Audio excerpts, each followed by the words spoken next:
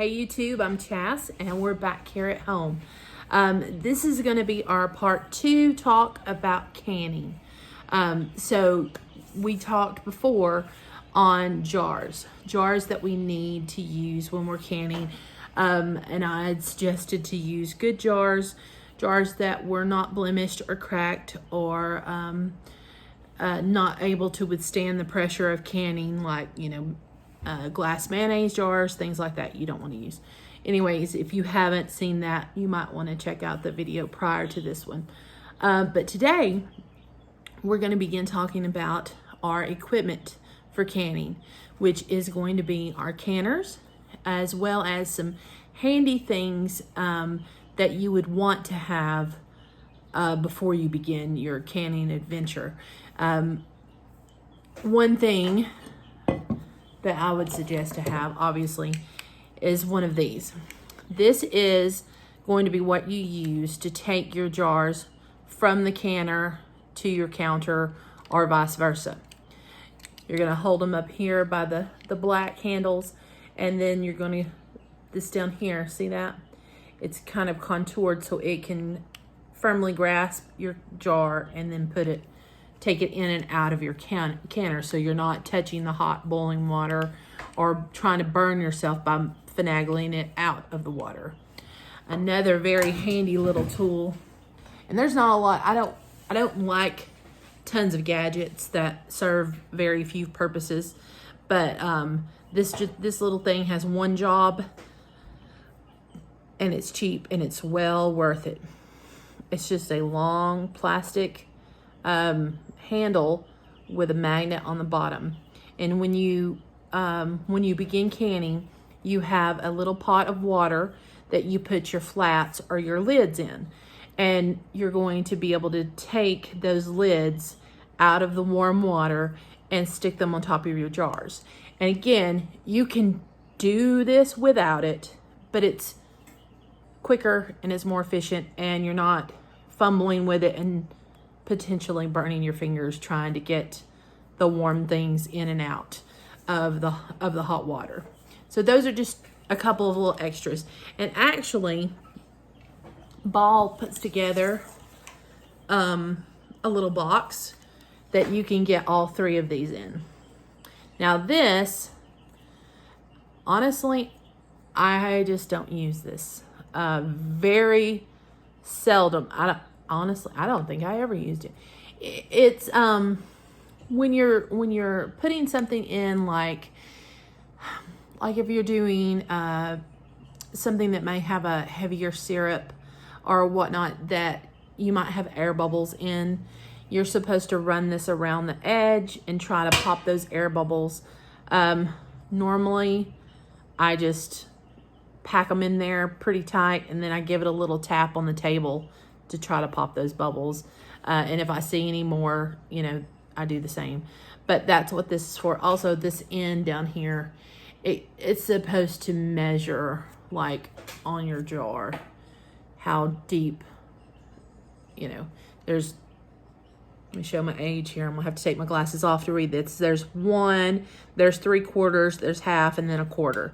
So this, if it's a 1/4 of an inch lip, you would measure from this bottom one. And if you needed a 1 inch head space on your jar, you would put it to the side and make sure it's that. And that's very handy if you're just starting out. You may not know. Once you get into it, you're kind of going to know, okay, this is how full I need my jar.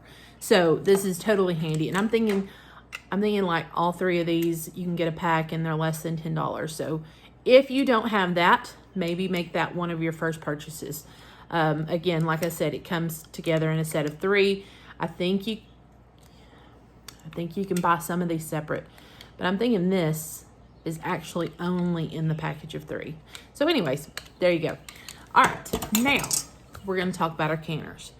There's different varieties of canners within the canning world, but there's 2 main type of canners, if that makes sense to you. One is a hot water bath canner, and that is what you're going to use when you're doing like jams or jellies, pickles, and now here can be a little controversial. like tomatoes. Now, I've always water bathed my tomatoes, but I know several people who I trust their canning that always pressure can their tomatoes. So there is one of those things. A lot of people say that tomatoes don't have enough acid to be able to water bath them. Most tomatoes do. And if you're worried about that, a little vinegar or a little bit of lemon juice can help to amend that. And then you can totally water bath them. All my salsa is water bathed. Like just pretty much any. Now, if I go into making soup, it's pressure canned. Or I was going to say all my tomato base, but that's not true, so I won't say that.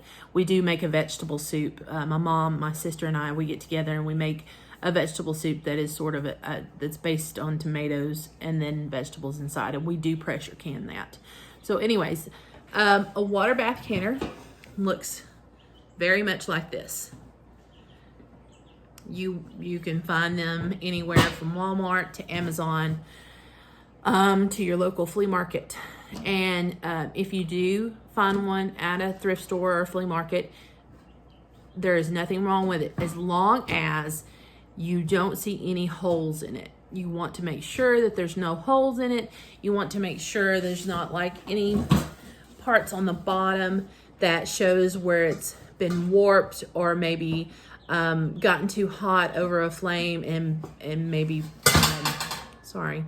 and maybe like has got the metal thin, or there's been rust, anything like that. You just want to make sure it's very solid, because that's the other part to this canner.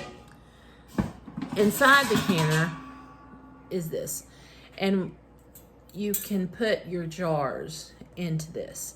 Now, a water bath canner, as with most canners, will house 7 quarts, and that is like the max. And so what a lot of people will do is they'll have their water in here, they'll have this sitting here, and then they will take this and just go ahead and set it down into the hot boiling water. Again, I may be a little bit of a rebel, or maybe it's just because that's the way I've been always been taught or whatever. I just start out with that in there. Less movement. And then I just gently set the jars down in there once it's getting warmed up on my stove. And for water bathing is generally quicker. Usually you're like with a jam, you're probably looking at 10 or 15 minute process, because you've already cooked the jam. The jam is hot, and so you're just wanting to seal it. And so it's not going to take a long process to do that. If it's something like, tomatoes, I'm thinking those are 25 minutes for quarts. Now this again is going on top of my head. I haven't done it since last year, so, sometimes I forget. But salsa is just another 10 or 15 minutes, because again, we cook it, we get it hot, then we put it in our jars, then we seal it with our water bath canner. All right. Now, and that's as simple as it is. And on our next step, I will show you the process of water bath canning, but I'm just kind of wanting to go over what we're doing here, what we're using. And that way, if you are one of the ones who have messaged me and said, yay, I'm so glad you're doing this, because I've never canned. I don't even know what to use. I was thrilled when I heard that from several of you, not because I don't want you to learn, because I do, but that this actually is being helpful to someone, because I want to be able to help you, to give you the courage and the tools to be able to go and say, okay, I can do this. And I'll take my, I'll get my materials and get my supplies and I'm ready to go. So, water bath, all right?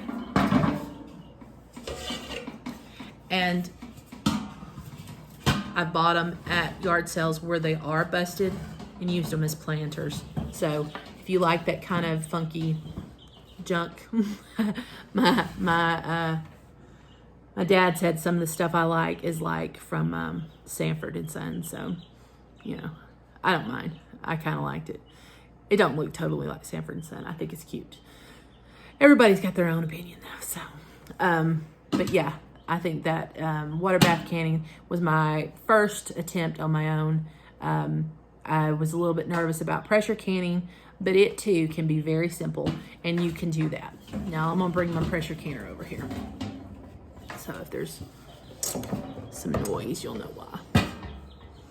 Now, I do not have a fancy pressure canner.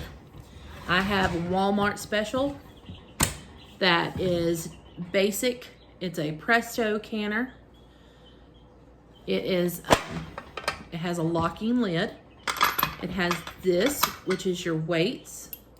And when you look up a pressure canning recipe and how it tells you to process it, it will tell you 5 pounds of pressure, 10 pounds of pressure, or 15 pounds of pressure if you have one of these.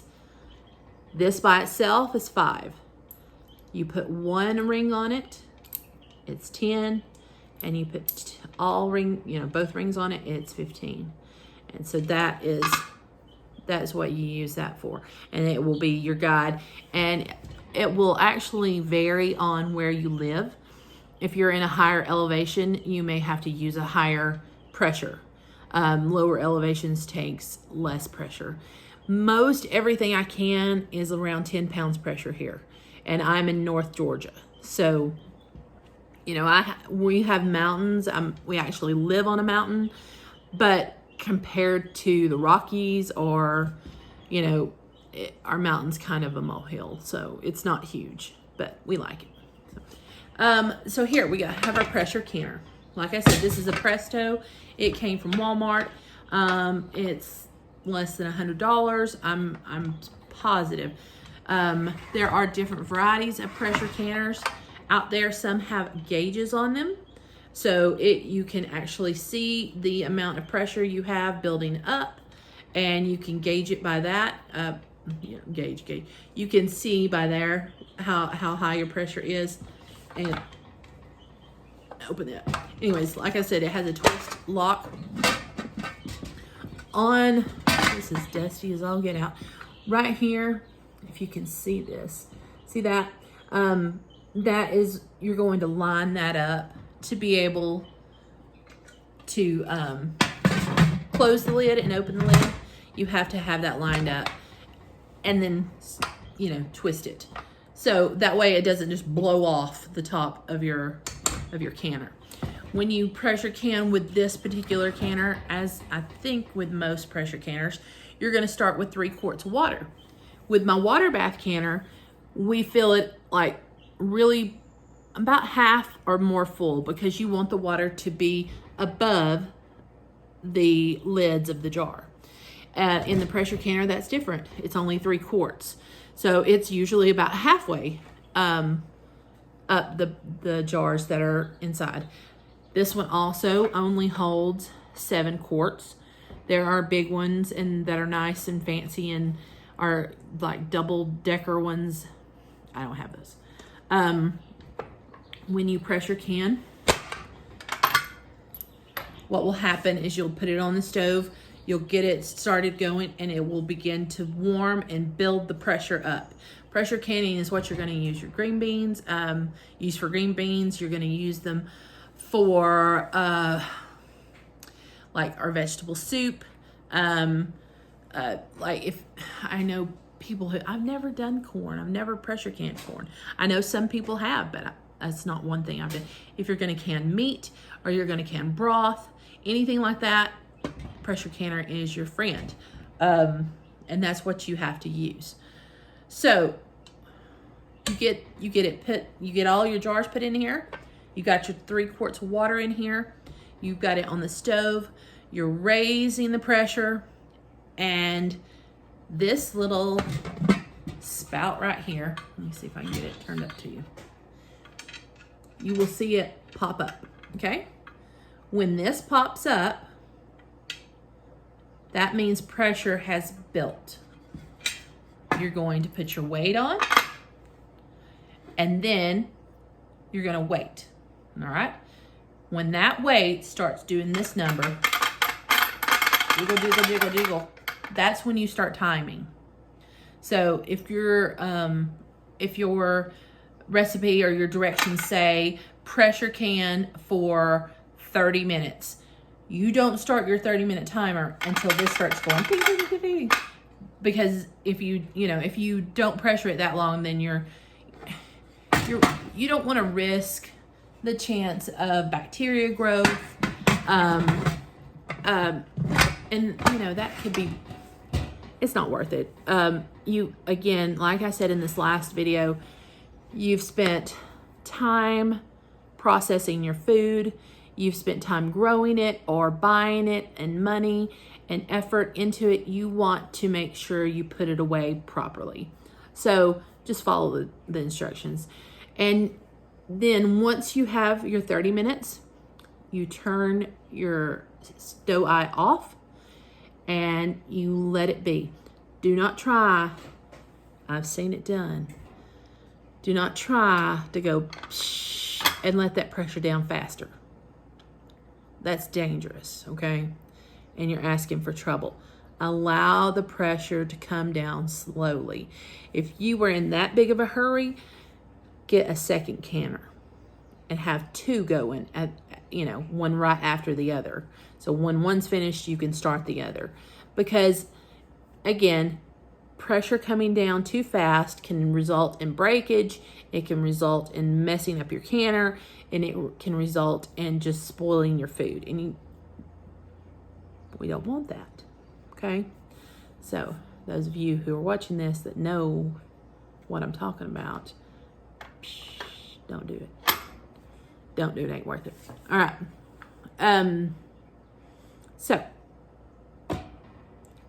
Once you bring that out, these jars in here are still going to be boiling. I mean, they're going to be hot as fire.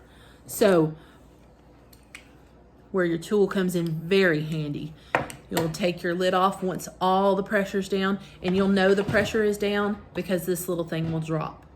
And you can't open this until that drops. And so once it drops, you can open it. Be careful because it's still hot. Be careful, open this, set it to the side, and your jars are still going. Now, if you have to get this out, I think the actual rules or guidelines say let them set in there until they cool off. But sometimes we just don't have that time. We don't have that luxury. We might have 25 quarts of green beans to go through, and we need to get a move on. So use your handy dandy tool, carefully lift that out of there and set it on like a double stacked towel. To put two towels together so you don't ruin the surface that you're setting it on, because like I said, this is hot. I mean, hot. And, there might be some water still on it. There might even be a little seepage. It never fails that when I can like peaches or something, there's always seepage coming out. So make sure to lay it on or to set these on something very absorbent and something protecting your wood. So like if you have maybe a couple of those drying mats that you put out, if you hand wash your dishes or whatever, like I do, you might want to put a couple of those down, a couple of towels, whatever. So then empty your canner, put 3 more quarts back in, and start the process all over again. Canning will take time. It absolutely takes time. So, try to start on it early. If you have a lot to get through, keep it in mind. A water bath canner, much quicker, but still, it takes time too. Because you've got to bring that huge canner up to, boiling, and then get your, then to process. You don't start your time on the water bather until you've got a boiling, you've got a rolling boil. So So here we go. Now we know what kind of canners we need. We've got the handy dandy tools that we need. Don't forget about this little dandy right here. I love this thing. But now you've got your tools, now you've got the knowledge, and now you know what you need if you want to continue on this journey of canning. See you next time.